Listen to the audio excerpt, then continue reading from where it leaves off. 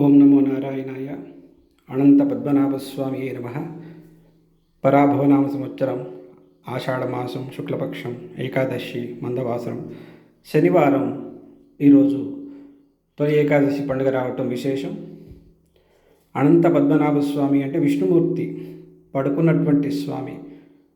తొలి ఏకాదశి రోజు మనం నిద్రిస్తున్నటువంటి యోగ నిద్రలో ఉన్నటువంటి అనంత పద్మనాభుడికి నమస్కారం చేసుకోవాలి. విష్ణుమూర్తి పడుకున్నటువంటి అవతారమే సరైన అవతారం.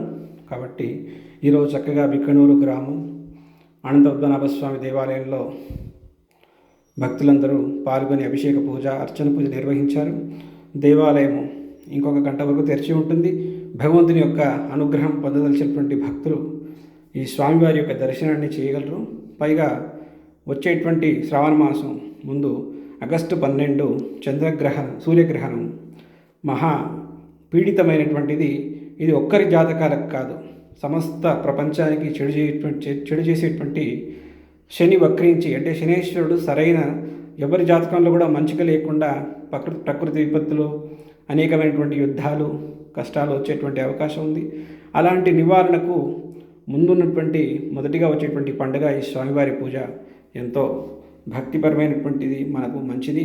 కాబట్టి స్వామివారి అనుగ్రహం అందరికీ కలగాలి, లోక కళ్యాణం జరగాలి అని చెప్పి ఈరోజు స్వామివారికి చక్కగా సేవ చేసుకుంటున్నాము.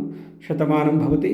పైగా వచ్చేటువంటి సూర్యగ్రహణం ఆగస్టు 12 మిథున రాశి వారికి మంచిది కాదు, మేషరాశి వారికి మంచిది కాదు.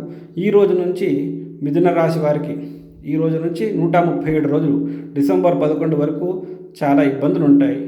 కాబట్టి ముఖ్యంగా మీనరాశిలో ఉన్నటువంటి వాళ్ళు, మిథున రాశిలో ఉన్నటువంటి వాళ్లకు ఈ స్వామి యొక్క అనుగ్రహం చక్కగా పనిచేస్తూ ఉంటుంది. స్వామివారికి యొక్క కటాక్షం అందరిపై ఉండుగాక. ఓం నమో నారాయణ. హర నమ పార్వతీపతే. హర హర మహాదేవ శంభో శంకర.